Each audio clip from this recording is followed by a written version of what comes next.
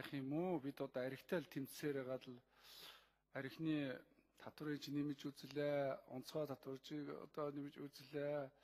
Янз янзын асуудал одоо оролдоод л байгаа л да. Тэгээд архитлын тоо буурахгүй байна. Архиад уучаад үйлдэж байгаа гэмтэргийн тоо нэмэгдэж байна. Архины хэрэглээ дэлхийн нийтийн аюултай гэсэн тэр тодорхойлолтоос илүү аюултай хэмжээнд хүртлээ ингэж нэмэгдсэн байна л да.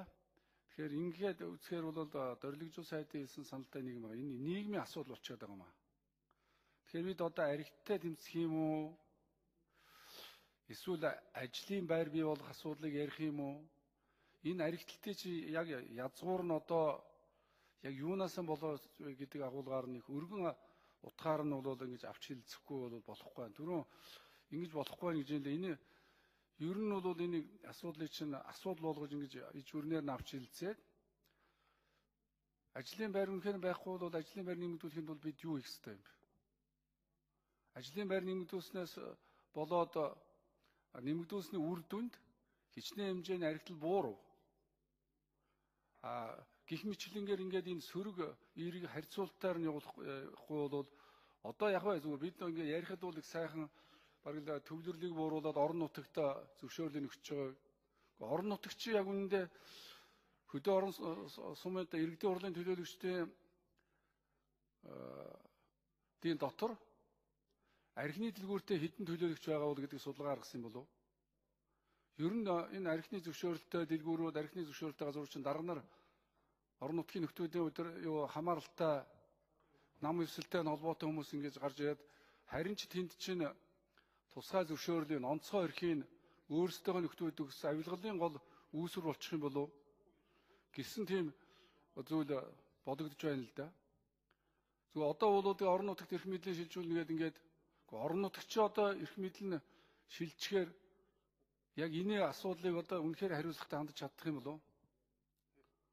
Өнөөдөр зөвхөн би сонгон хайхын дүүргийн гарсан гишүүний хувьд ярихад сонгон хайхын дүүрэг чинь архины дэлгүүрийн зөвшөөрөл өгөхтэй мантай үндсэн хуулиар зөрчсөн үйлдэлийг үргэлжлүүлээд хавдар болоод тэнд чинь хоорондоо албан тушаалын 8 хийцэн орлогч нарынхаа тоог нэмэгдүүлсэн ийм нөхцөл байдалд бол өнөөдөр яг шудраг шийдвэр орон нутгаас гарна гэхэд бол эргэлзээл байна л да.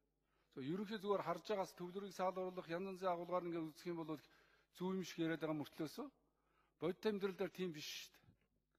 Түрүүний удаа ашигт малтмуулын зөвшөөрлөлийн төрөхийг бол орон нутагт нь бас шийдвэр өгсөн. Одоо ингээд ашигт малтмаа газар ухаад орон нутгийнхаа юуг орлогыг нэмэгдүүлэх юм бол ашигт малтмуулын зөвшөөрлөг гэж эхлэх юм байна л дээ. Архиных нь одоо орон нутгийн татвар багаслаа, архиныхаа зөвшөөрлөг шинжин баардуул өдөржин ажиллавал жоохон орлого нэмийгээд орон нутаг ийм одоо шийдвэр гаргавал яах вэ?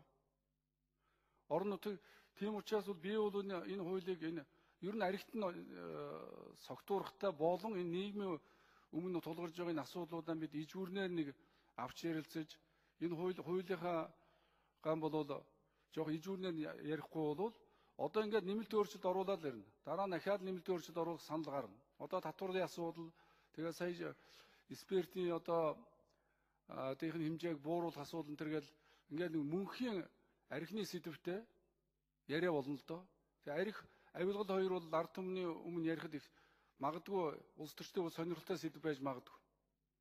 Тэгээд тийм учраас бол нэгэнтээ архиных асуудлыг ярих юм бол ижүүрнээр нь нийгэм эдийн засгийн тулгарч байгаа хүндлэр бэрхшээлээс болоод ийм болж байна. Ийм учраас нийгэм эдийн засгийнхаа тулгамдж байгаа асуудлыг өмнө зөвхөн архитал болон бусад гэмт хэрэг, ажилгүйдэл ядуурл, авилгал хээл ахуул гэдэг энэ бол чинь одоо болж байгаа гэдгийг түрүү сайд ч хэлж байна. Энтэй санал нэг ба. Гэхдээ тийм учраас зүгээр нэг яг нийгэм эдийн засгийн ач холбогдлыг бол эндээс ерөөсөн тооцоол гаргаж ирсэн үр дүн харагдахгүй байна л да. Тийм учраас энийг бол яг